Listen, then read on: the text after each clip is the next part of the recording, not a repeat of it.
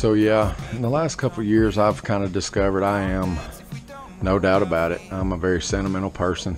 I look outside this garage and I kind of look off to the southwest and the south, and this little boat, it's been everywhere. I've drug it all over the eastern US. You know, I've had it in St. John's River in Florida and Texas, and it's been even in the parts of Gulf of Mexico and Tennessee.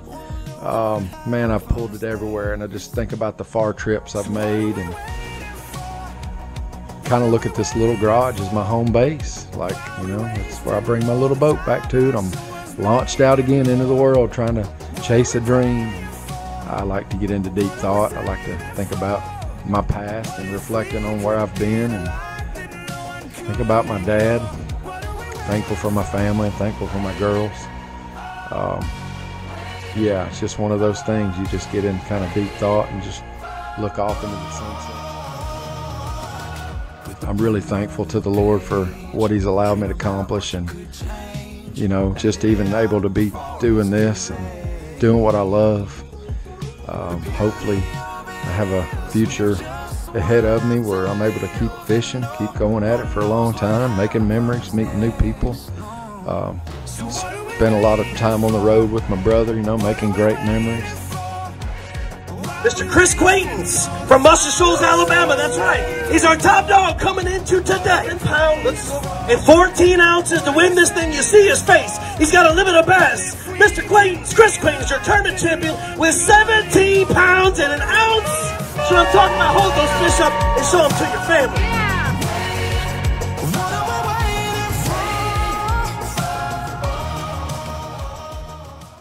Well, welcome back, y'all. This is part 2 of my BFL wins. This is the year 2015. This was one about a little over a year after my first BFL win on the boater side. I'm ashamed to say, up until 2015, I've never fished Lake Guntersville. Never been up there. It was crazy all this time. So I thought, man, I want to go learn that lake. I want to fish there. So I think my brother and I both signed up that year, and we ended up committed to fishing all of them. It was a really, really fun year. Got to fish with some really good fishermen, and I can't remember, I think I drew a small check or two early on in that year. And, anyway, so we get down to September, which is the super tournament. I think I'm sitting pretty good in points. I'd already experienced one super tournament, you know, that first year as a co-angler, another one on the boater side. So super tournaments were pretty cool because, you know, if you qualify, you make it to the final day and all that stuff. So I was sitting pretty good in points that year as a co-angler, and I think I'd fished one or two just jackpotting as a boater just for the heck of it. But I stepped back and fished co-angler because I wanted to fish, you know, Guntersville. I think all of the choo-choo division back then was all on Guntersville, so it was a lot of fun that year. So anyway, so I draw a guy on day one. He was a local guy, and pretty tough day. My first fish that morning, I was slinging a black hornet, Zoom horny toad that morning, and we were fishing just some scattered grass. There were some mats close by, but it was mostly just scattered clumps. And I had been enjoying throwing that fall a black horny toad, so I stuck with it. I had a 6.5 foot spinnerbait rod. I think it felt the best throwing that thing, and I knew I was rolling the dice if I were to get one in that scattered grass. I had no backbone on that rod, but it just felt good to me. So I had one of the most beautiful blow-ups I've ever seen from a largemouth. Come all the way out of the water and got that thing probably at least 2 feet out of the water, mouth closed, already in his mouth. It was just an adrenaline rush of a hit. So got that fish in. My boater, he just grabbed that whole clump of grass and the fish and everything, threw it in the bottom of the boat. I said, man, I appreciate that. So I was off to a good start. We started fishing some grass mats, and I was flipping and punching grass. I was trying to learn how to do that.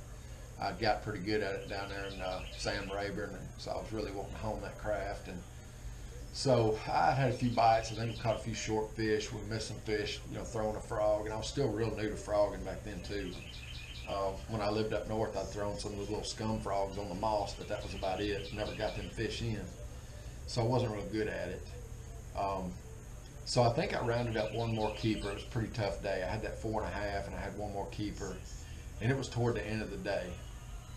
And I was getting a little discouraged. I thought, man, I'm not going to make it to day 2 with these 2 fish. Be some good points. I'll just get my eyes on going to regional. So we probably had about an hour left, and we run, I don't know, we run a couple miles from Goose Pond there where we had to weigh in, and he pulled up in this slough.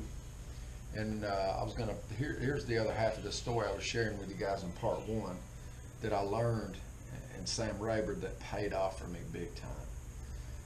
We pull up in this slough, and he starts throwing up shallow to just a row of grass, and I think I was slinging a swim jig or something, and I told myself, I said, no, don't do this. Don't fish what he's fishing.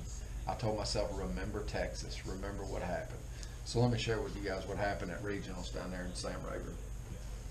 So I had 2.5 days of practice on the boater side, and I run around Sam Rayburn, big, intimidating lake for me in this little bitty boat, but there was a lot of hydrilla and milfoil, and I thought, okay. I said, all I've got to give myself a chance is flipping, just punching the mat. So my first full day of practice, I was catching fish all over. And I had one slough that was really good, plenty of area to work, but idiot me, I wasn't really smart about practicing back then. I just didn't know what to do, what not to do, what was efficient. And I was having so much fun, I just kept catching them fish all day. I should have left that area, but I wanted to see what all they would hit, as if that would matter. So they were anything I was punching, swim baits, creature baits. Man, they were just good fish too. I mean, just solid, steady stringers of 2.5, a couple of 3s. I was really excited. So day 1 comes around. I keep this short to get out there, and man, I punched and I punched. The weather changed a little bit.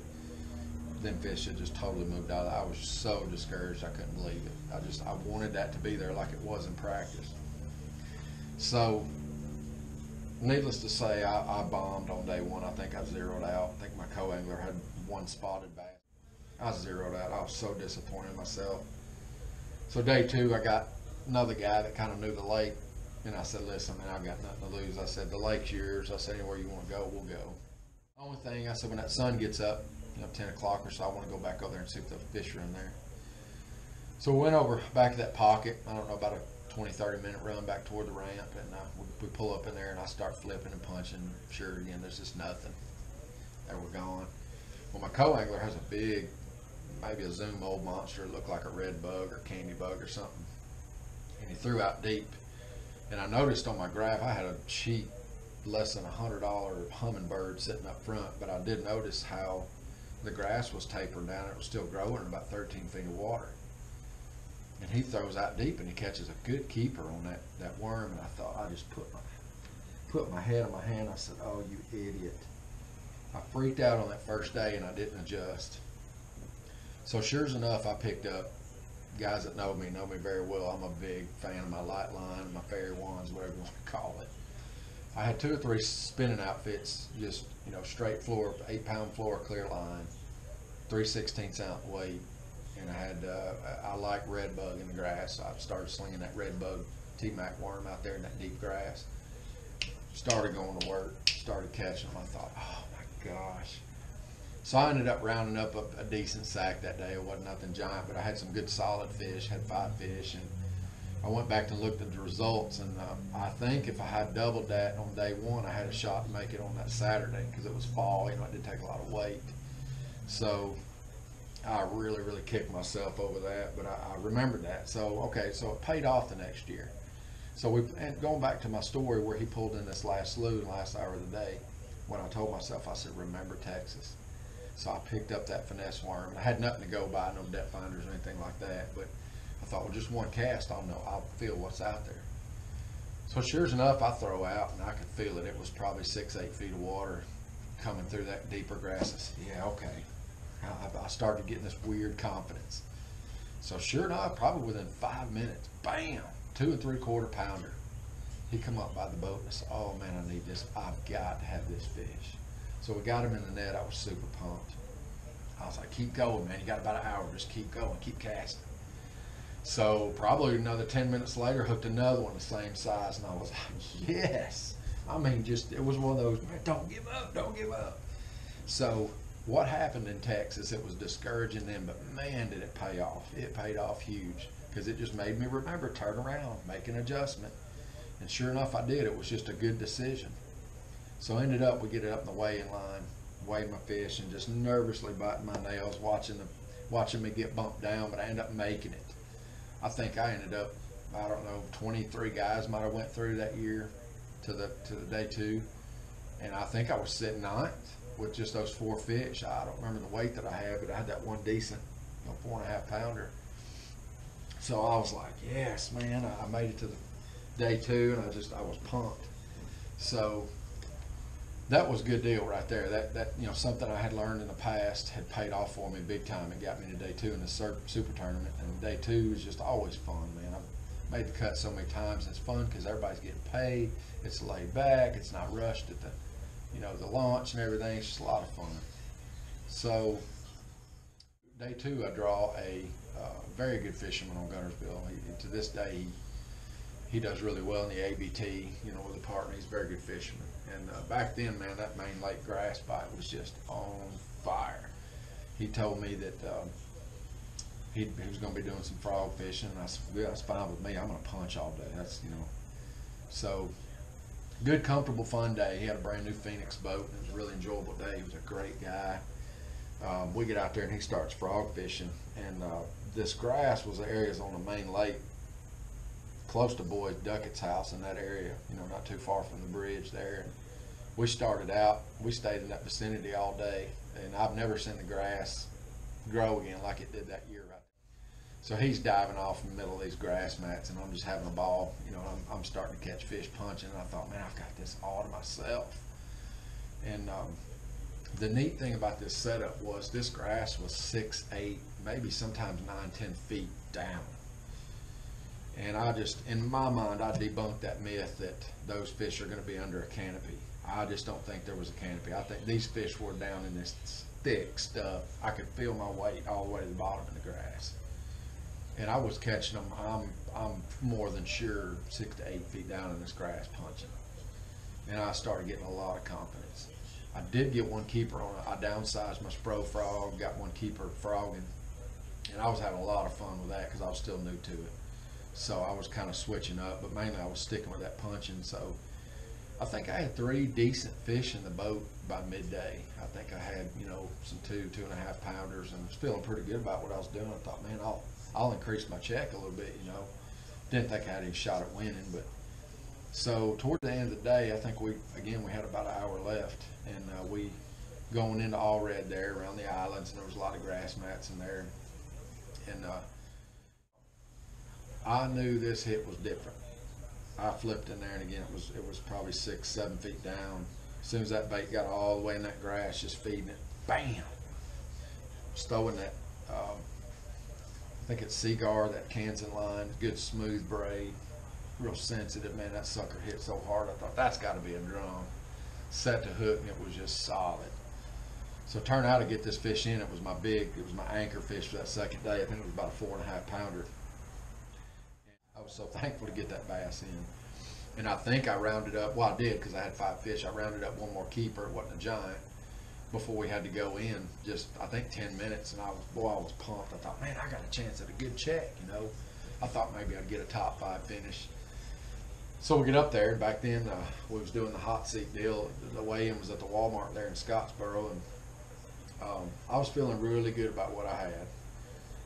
So they did the reverse weigh-in and all that stuff, and I ended up getting on the hot seat. I took the lead, and I don't remember. I'd have to go back and look at my total weight. I think it's on the check there. Yeah, 23 pounds 15 ounces was what I had 2-day total. So I was on the hot seat, and I'd kind of been watching the guys coming in online, and you kind of look in their bag, what weight they had, and there was one guy who was really, really close. I think I edged him out by 2 or 3 ounces earlier on in the weigh-in. So I seen 2 more guys down there in the weigh-in line, and their bags weren't that big. I thought, man, you've got to be kidding me. I'm going to do this again on a super tournament. And then I was thinking, man, this is going to be great. I'll have a win on the boater side and the co-angler side.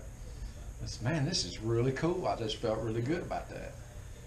And a super tournament. Super tournament's a lot tougher to win, and especially on Guntersville. I mean, there's some really, really good co-anglers that fish that constantly do good on that lake.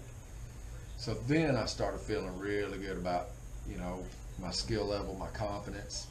moving forward, fishing these tournaments. Robert Evans was the tournament director, and I just remember hearing him say them words. He's got it, you know, in the hot seat. And boy, I was just, Mom and Dad were able to be there for that tournament. They drove up to Scottsboro, and I think they got some good video. I'll have to dig that up and see if I can put it in this part 2 here. They took me out to Cracker Barrel to eat, to celebrate, and again, I had my trophy and my check. And Robert, he knew about that win. I think he'd asked me about it the year before, and he said, well, which one meant more? I said, well, that one on the boater side was pretty special, but I said, this one's not far behind. I was really, really excited. Felt on top of the world again. I was really happy that I had a win on both sides. So off I went again, man. That second win really, really gave me confidence as an angler that maybe this just isn't a fluke, because, you know, a lot of guys fish these tournaments for years, and it's tough. It's tough to get a win. And man, I'm not a really boastful person. I just give glory to God, and I believe He's blessed my tournaments, because I give to missions, you know, out of my tournament winnings, and I just go out and do the best I can, do what I know to do. You know, a lot of great fishermen out there, so I was really humbled and excited, and it gave me a lot of confidence after the second win. It just felt really good that I had a win on the co-angler side as well. So that kind of sums up my story of how it all went down on my second BFL. I think it was still FLW back then, so that would end up being my second win. Getting to my baits and how I won the tournament, it was a little bit of a mixed bag. You know, day one, it was mainly that Zoom horny toad that got the big one, and I think I caught everything else on that T-Mac worm out in deeper grass on really light line. I was throwing 8-pound floor clear, just straight, no braid. That's just how I like to throw it. It works well for me. Have very little issues. I believe I was throwing a green pumpkin, 3/16 ounce tungsten weight, 2/0 hook. Day 2, I had a 60-pound, I don't know how you say it, Kansan sea clear, really, really smooth braided line. I still try to find it to this day because I really like it for punching. It's just really smooth line. I think I was throwing a 1 or 1 1/4 ounce weight, and I've still got those 2 same weights that I've had way back then that I used at Sam Ray, but I still got those 2 weights, and I still use them for punching. And of course, I pegged them. I had a buddy of mine, it was funny, he called me up, he said, man, he said, did you use that rig and do this and that? I said, no, dude. I said, I'm plain Jane simple on all my stuff. I didn't use no flipping rig, nothing like that, no straight flipping hook. I had a regular big game 3/0 hook with a KVD. I think one of the coffee scented KVD. It was like a brim color, like green pumpkin blue. But that's what I stuck with. So those were my baits. I did catch 1 or 2 keepers on a Spro, kind of a brim colored Spro frog, a small one. Doctored it up a little bit, kind of modify it, and it worked. I think I called one of them out, so I only weighed 1 fish. But that was my baits that worked for me in that tournament. I was really appreciative. I had 2 good boats. I did lose an expensive pair of sunglasses on day 1, so that made up for it. It was back then they were doing that Typhoon wear it to win it, so I think I'd end up ordering another pair. And I jinxed myself out of that contingent money 2 years in a row because I didn't have Typhoon glasses, but I was just tickled to death to have my check, so it didn't matter. But anyway, that's my BFL win number 2 with FLW. Hope you guys enjoyed the story, and the next one will be my BFL win number 3, which was another one on the boater side. Can't be what we can't see, can't speak when we can't breathe, can't dance if we don't move.